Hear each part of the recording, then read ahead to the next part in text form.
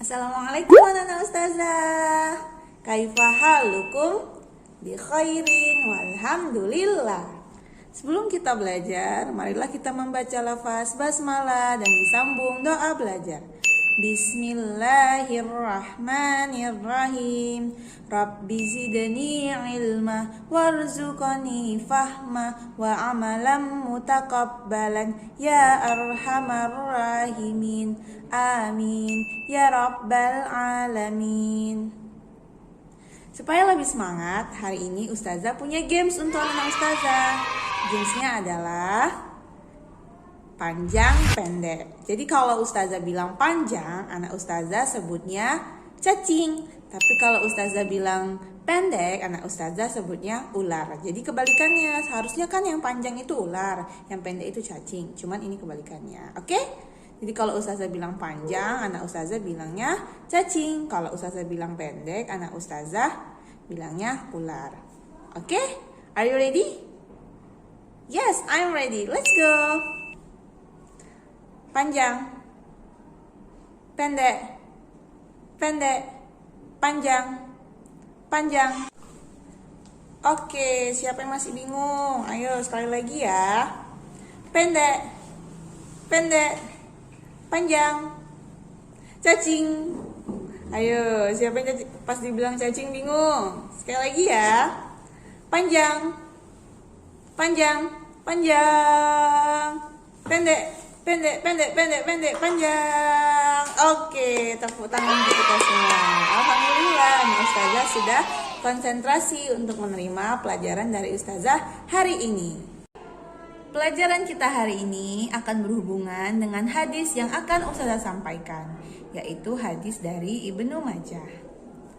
Jika salah seorang di antara kalian minum, janganlah bernafas di dalam tempat minum. Jika ia ingin mengulang atau tegukan, maka singkirkanlah dahulu tempat minum dari mulutmu untuk bernafas. Kemudian teguk lagi jika ingin.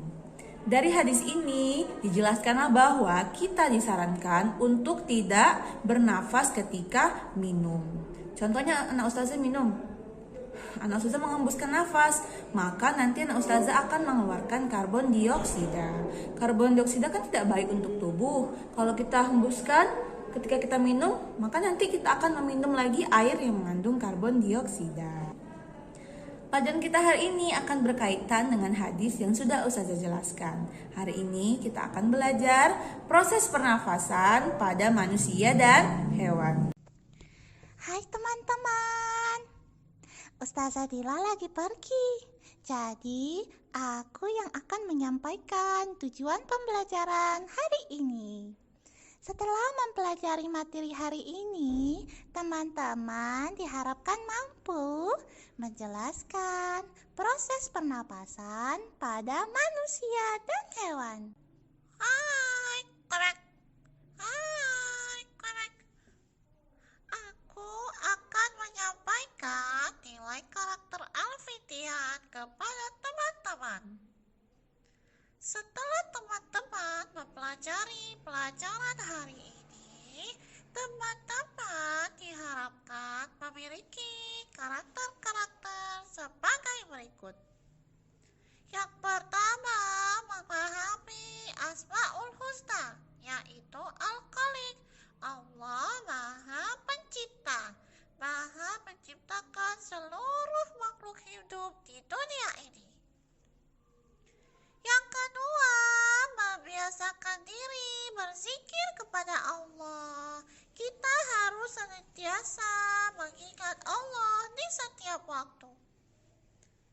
Yang ketiga, mengenal dan berlatih bersikap percaya diri yang berlandaskan nilai-nilai kebenaran.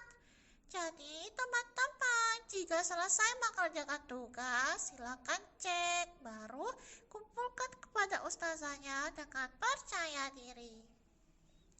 Yang ketiga, gemar membaca, menulis, dan bercerita. Ingat ya teman-teman, membaca itu adalah jendela ilmu pengetahuan.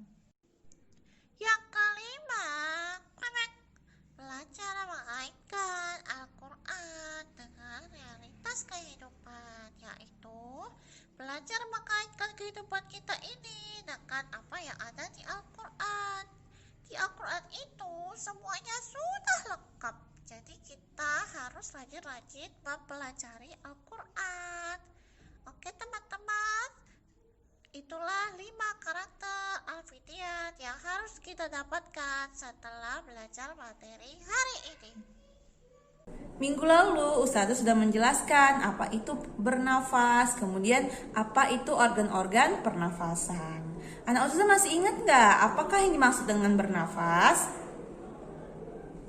Ya, benar sekali. Bernafas adalah kegiatan menghirup oksigen dari udara dan mengeluarkan karbon dioksida dari tubuh. Anak Ustazah kira-kira bertanya-tanya nggak kenapa kita harus menghirup oksigen? Ya, benar sekali, karena oksigen dibutuhkan tubuh untuk mengubah makanan menjadi energi. Setelah makanan diubah menjadi energi, ada namanya zat sisa. Zat sisa hasil pengubahan dari makanan menjadi energi. Zat sisanya itulah si karbon dioksida. Di dalam tubuh, karbon dioksida tidak ada fungsinya, nah Ustazah. Malah dia itu berbahaya. Maka dari itu haruslah dikeluarkan dari tubuh. Dengan cara apa? Dengan cara bernafas.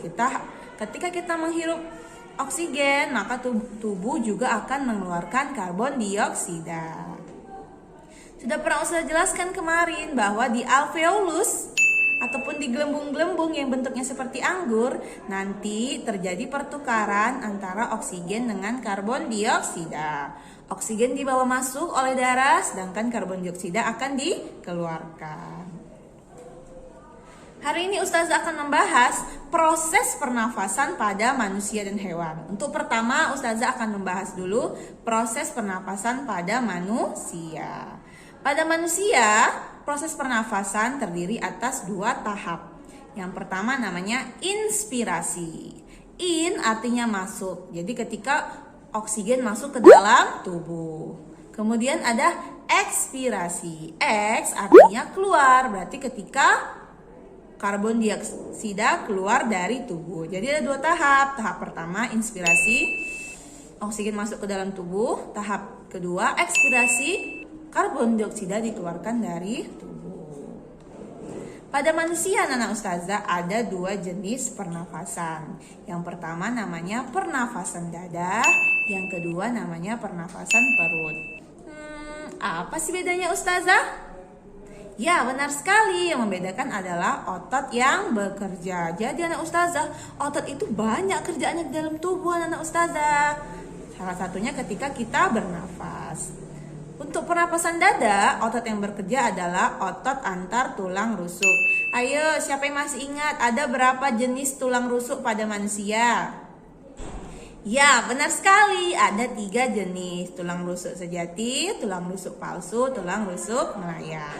Jadi ketika pernapasan dada, yang bekerja adalah otot antar tulang rusuk. Sedangkan pada pernapasan perut, yang bekerja namanya otot diafragma.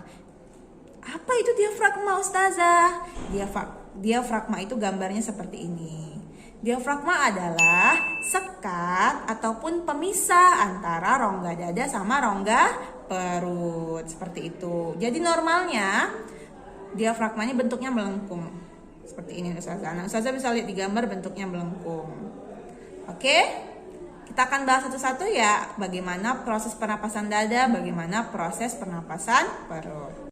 Oke, sebelum kita mempelajari pernapasan dada, anak Ustazah masih ingat kan perjalanan oksigen di saluran pernapasan kita.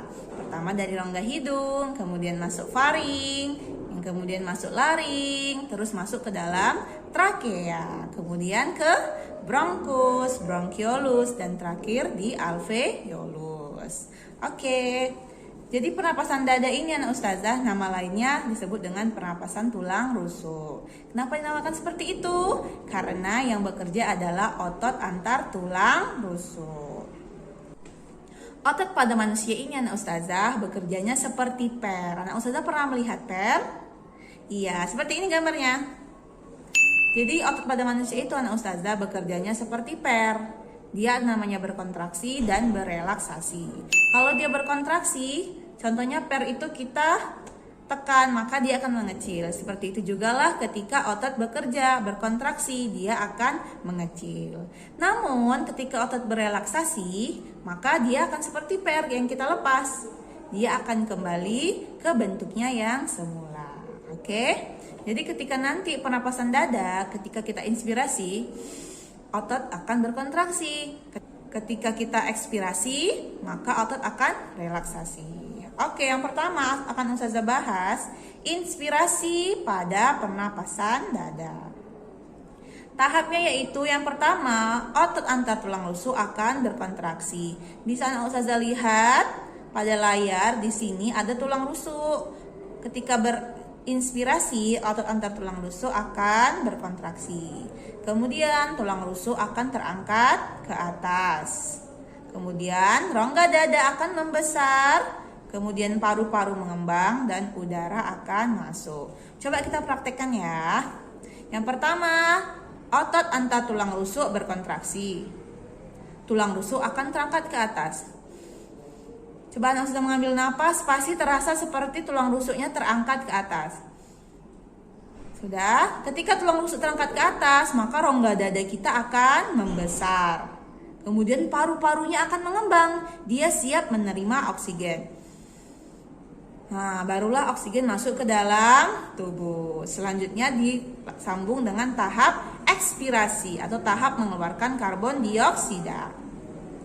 Kebalikannya, otot antar tulang rusuk akan berelaksasi. Kemudian tulang rusuk kembali seperti semula.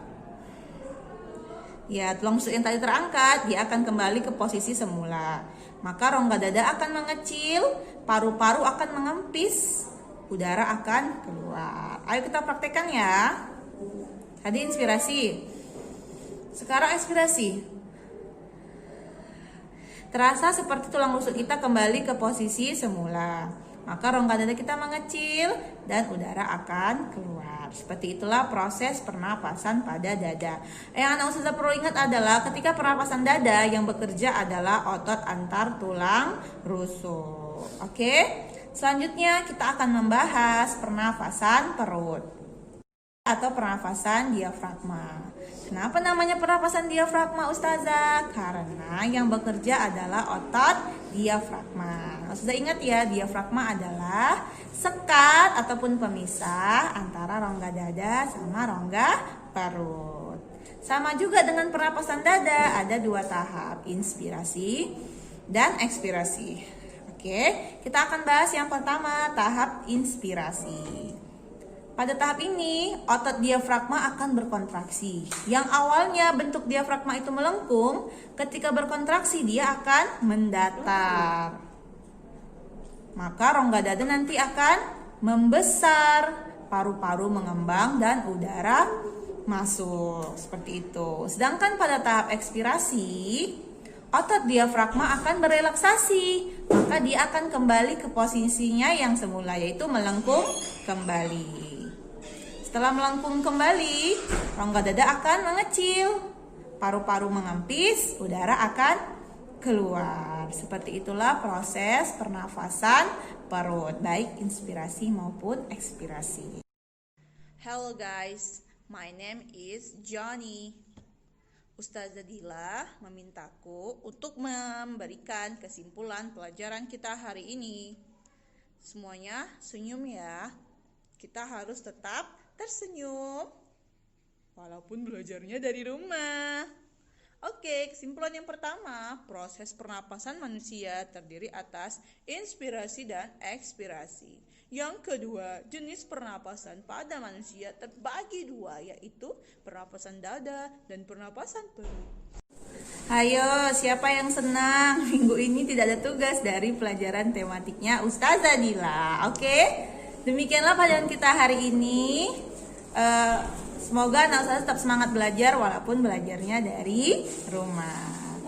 Kita tutup dengan lafaz hamdalah dan disambung doa kafaratul majelis. Alhamdulillahi rabbil alamin. Subhanakallahumma wa bihamdika asyhadu an la ilaha illa anta astaghfiruka wa atubu ilaik.